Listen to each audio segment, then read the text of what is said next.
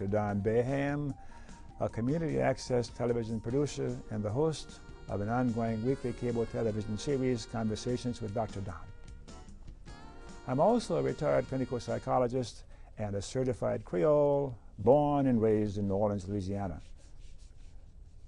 The program you're about to watch, one of a series of 16 or so individual broadcasts, came about because I wanted to record and share with you highlights of the 2007 Creole Heritage Celebration in the beautiful and historic city of Natchitoches in northwest Louisiana.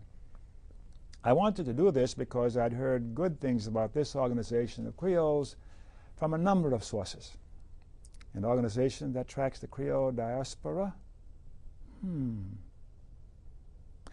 When I grew up in New Orleans in the 30s and 40s, I knew of no formal organization of Creoles like the Creole Heritage Foundation of today. I only knew of the local, more or less, neighborhood social organizations like the Autocrat Club in New Orleans.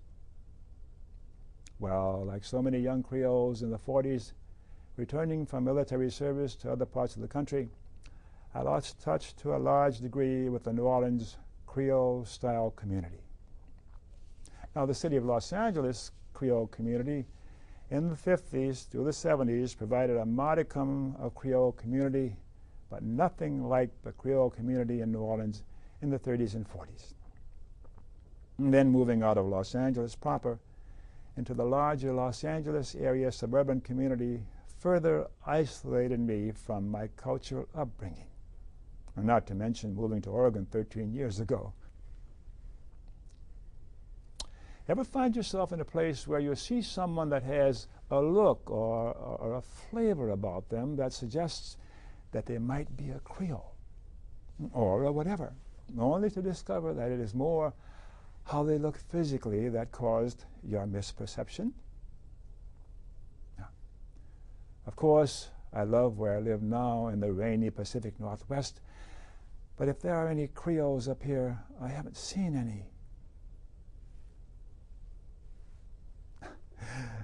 So that's why I decided that I had to come to the celebration. And I'm so very glad I did. I can't put into words the feelings of joy and connection that I felt at the celebration and am still feeling today. That feeling of joy and connection was certainly encouraged and facilitated by the warm and gracious welcome and ongoing support and assistance of Mrs. Janet Rabare Colson, the Executive Director of the NSU Creole Heritage Center, and her eager, dedicated staff. I can't thank Mrs. Colson and her staff enough. I believe that the flavor and essence of what it's like to be Creole comes through in the speeches and presentations that you will see and hear in the series of broadcasts that comprise the complete program. I believe that whether or not you're a Creole, you're bound to learn more about us, our heritage, and our love of life. I hope that after viewing any or all of this series of programs, you viewers might become encouraged to find more of the fun and love of life in your own particular culture. So, enough of my talk, and on with the program.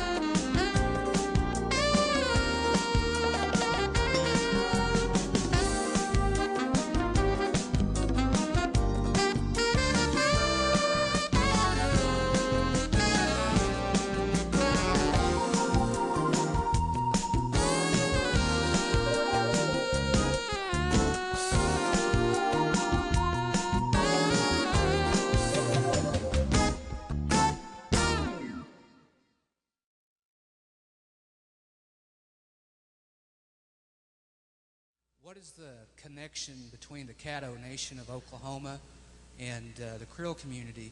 I'm glad you in the asked Natchitoches that. band of Caddos. Being Caddo, I was actually getting ready to introduce these guys, and that's what I was going to say. But I'll go ahead and say now. We have two representatives from Caddo Nation from Oklahoma here. The Caddo people used to inhabit this area. Natchitoches is a Caddo word. It means place or people of the pawpaws. Pawpaws are a type of fruit that grows around here. In 1835, the Caddos were forced to leave their ancestral homelands, and these homelands stretch from Natchitoches is about the southern extent, but all the way up Red River into southwestern Arkansas, southeastern Oklahoma, and East Texas. These were Caddo lands, and in 1835, after the Americans took over Louisiana, the Caddo were forced to cede their lands, and written into the cession was a sentence that said the Caddo could never come back to this area, that they were never to come back and live, that they were never to come back and visit. Well, guess what? They're back. They've been back. They've been coming back for a number of years. And to answer your question about the connections, there are several genealogical connections between Caddo Nation and the Creole community at Albertville that we know of. There were at least 4 Caddo women who were matriarchs in the formation of the Creole community. And at one trip when Bobby's grandfather came down, we went to eat at a Creole restaurant, and the woman's nickname is Tata. And so Mr. Lyman looked and he goes, well, that's the Caddo word for sister. And sure enough, she was from the LaCour family, which is a family with Caddo progenitors. And ever since then, when he comes back, he wants to go eat with that Caddo girl. So I want to introduce Robert Cast and Bobby Gonzalez from Caddo Nation of Oklahoma. They're going to talk about their efforts to reconnect Caddo people back down to their original homelands, and to inform not only you about Caddo culture, but to inform their own folks about the sites and the places here in Louisiana that a lot of them will never be able to visit. First of all, I'd just like to say thanks to the Creole Center for inviting the Caddo Nation to be part of this, and thanks to Dana for putting together a really beautiful brochure and panels for the exhibit next door. Everyone go over and look at those panel exhibits. They're great. My name is, good morning everybody. My name's Robert Cast, and I am the Tribal Historic Preservation Officer for the Caddo Nation of Oklahoma. One of my duties as the Tribal Historic Preservation Officer is to monitor development projects, make sure that the Caddo's interest as far as their archaeological sites, traditional cultural properties, historic properties of religious, cultural significance are protected from development projects, or at least considered in those planning processes. A big part of what I do is compliance under the National Historic Preservation Act. The National Historic Preservation Act of 1966 basically was put into effect because of historic buildings, structures, places of importance that were being torn down, demolished for, progress, and people's history was being lost. In the latest amendments to those regulations, it said that federal agencies were required to consult with Indian tribes about any projects that they permitted, licensed, granted funds to, so hence my position. There's implementing regulations to those which are found at 36 CFR 800, which basically says that federal agencies, state agencies, local governments should consider in their planning stages places of religious and cultural importance to Indian tribes. And so there's been a lot of articles written and books written on what are those places of religious and cultural importance. One of the experts on that is a guy named Tom King, who wrote a National Park Service bulletin called Bulletin 38. And this bulletin talks about traditional cultural properties. Okay, and those traditional cultural properties are places of importance to any group of people. And so Indian tribes are included in that group, and one of the projects we did recently, which we developed the brochure for and the exhibit panels over there, is called Reconnecting the Past to the Present. And as part of that, I basically contracted part of that work with the Tulsa District Corps of Engineers. We did receive some grant funding available to do the work, but what we did is get elders together. We have a group of elders that we have that is formed as the Repatriation Committee. They work to help us and help Bobby and I come to decisions on items that are in museums, say human remains that were dug up through development projects in the past, associated funerary objects that were placed in those burials with those human remains. They have been sitting in museums on the shelves for 40, 50 years in some cases. The tribe is heavily involved in repatriating those remains, making sure that they have a proper and respectful burial, reburial, which those remains are usually reinterred in a keep-safe type cemetery. The tribe has a cemetery located on the Red River where human remains from projects in the past in Louisiana have been reinterred in that cemetery. One of the interesting things about our project is we asked the Repatriation Committee as a group to go with us to some of the so-called archaeological sites, mound sites, places here in Natchitoches, north and south of here, locations that archaeologists had recorded in the past. What we found out was, these places had a lot more significance to the folks than just what was there in the ground, or the objects or the artifacts that were recovered. The trees, the grasses, the area as a whole had very, very important significance. So we learned a lot from taking that group out. Dana helped write up as the liaison, tribal liaison with the Corps, parts of the history for these areas. It went into a Corps of Engineers report. This is work that is usually done by a bunch of archaeologists that go out and say, we're going to go do this work and we're going to record all these sites and we're going to tell you what's in there, and we'll get some carbon-14 dates. We'll tell you how old the sites are and what kind of artifacts were there. We wanted to approach this in a very different way. We wanted the Caddo elders to tell us what was going on there. And so one example is we went to Battle Mound, which is a huge mound located on private property. This mound is the biggest mound location west of the Mississippi River.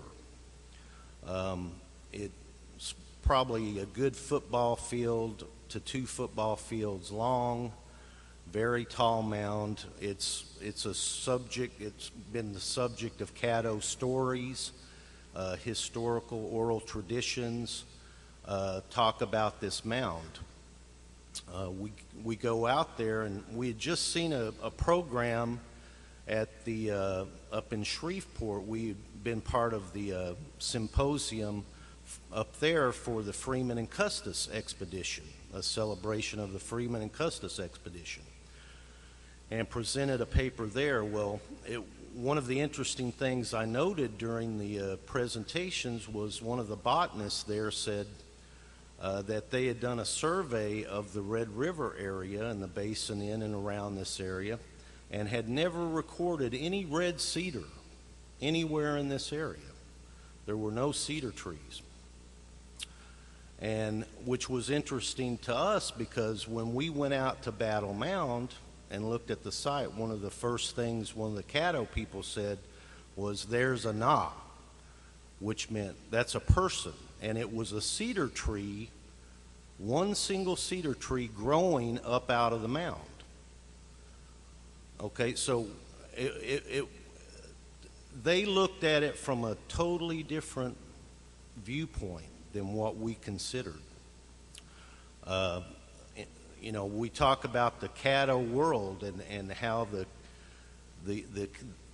these places, the ground the Caddo walk on, the trees, the air, the water, it's all part of that Caddo world, and it all has meaning.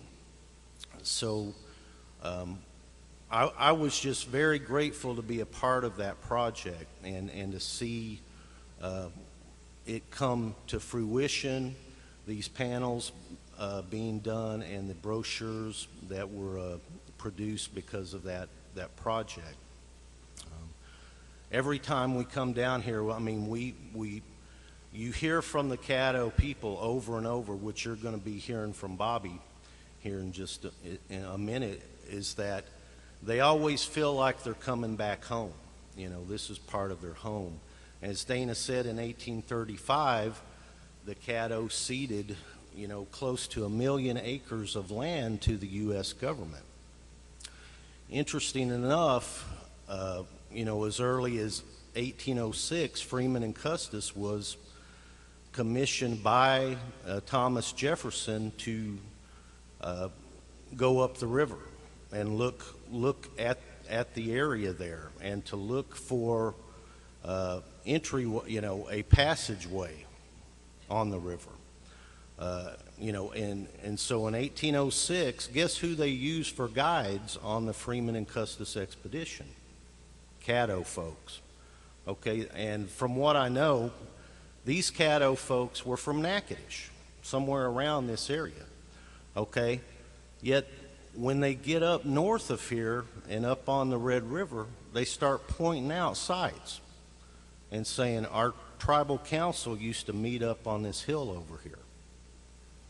You know, this is a sacred place over here.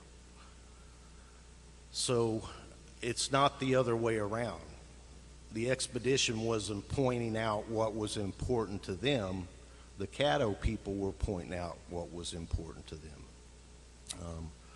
And so this becomes part of that written record that we have tried and attempted to use to piece together these traditional cultural properties that we know are out there that are still important to the Caddo people.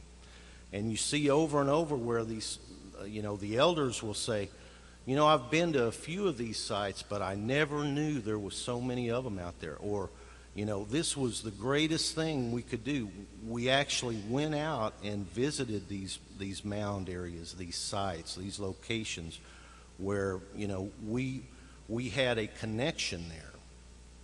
And so that's a beautiful part of it, is seeing that reconnection to the land, the places, the history, having a written record behind it, historical documents behind it, and bringing it all together. Like I said, I feel very grateful to be a part of it.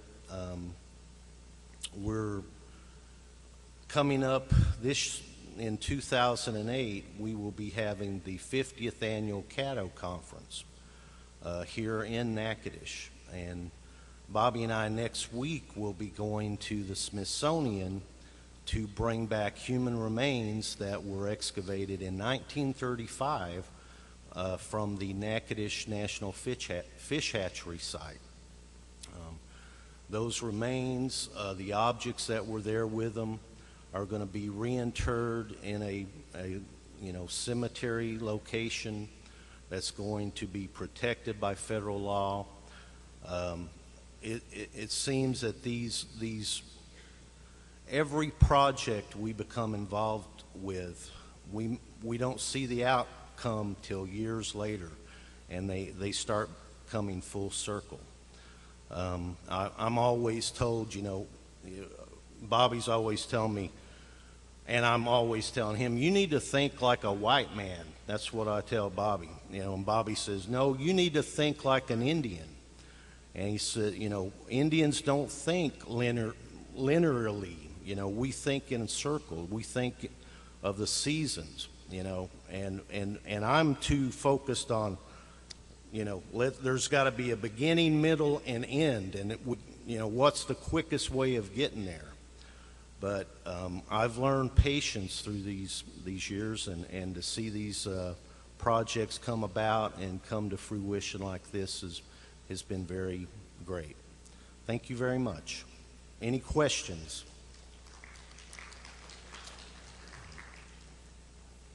Yes, ma'am.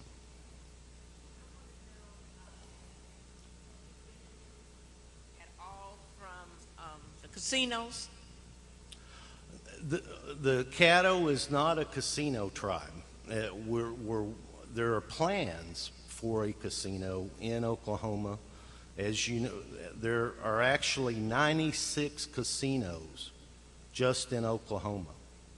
And so the market for casinos is basically saturated to the point where you have to, if you're going to go into the casino business in Oklahoma, you need to provide something that the others are not.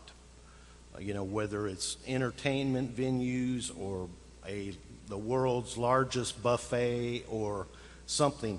People are, a lot of the tribes like the Choctaw, Chickasaws, Cherokees, they have a pretty good monopoly on the casino business.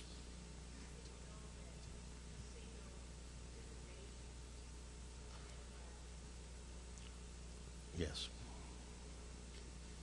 In your research, and I'm fascinated that you went back and found mounds and artifacts, did you happen to uncover any connections with enslaved Africans? I know with the Trail of Tears and the 5 civilized tribes and being relocated in Oklahoma, but in uncovering any of this evidence, did you? I know this. For example, the Seminoles gave refuge to runaway slaves, and so we have black Seminoles. I was just wondering if, in your work, you found any evidence of offering refuge or intermarriage with African people. Not in the project we were doing. Now, I don't know if Dana had researched anything similar to that, but no, sir. We basically, and just on my own personal side of it, I was more interested in letting them kind of tell us what to do, letting the elders tell us what to do and how to do it. And then Dana, as the historian, she put together all the background to build up to that point. But no, we didn't come across that. The Caddo actually gave refuge to enslaved Indians more than Africans because it was a different time period. But there were enslaved Indians that came and took refuge with the Caddo. To answer a little bit of your question, we after the Civil War, when the Caddos were moving on the move out of Texas from the Brazos Reserves into Oklahoma in 1859, there were Caddo families that took in African American slaves. There was a lady by the name of Old Lady Bean, as a matter of fact, and she was full-blood Caddo who had all the folks that came with her. They were African American slaves, and it was from what we've been told by us younger Caddo people is that they're buried at her family cemetery with her family, and she took care of them. So we do have that connection to where that does exist in Oklahoma.